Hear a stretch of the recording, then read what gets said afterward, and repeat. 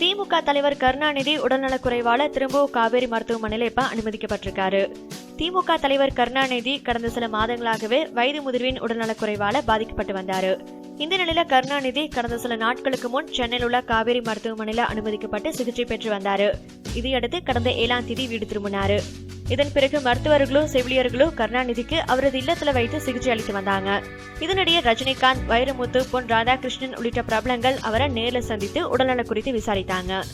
இந்த நிலையில திமுக தலைவர் கருணாநிதி அதிகபட்ச சளி தொல்லை காரணமா இன்னைக்கு நைட்டு திரும்பவும் காவேரி மருத்துவமனையில அனுமதிக்கப்பட்டிருப்பதா தகவல் வெளியாகிருக்கு.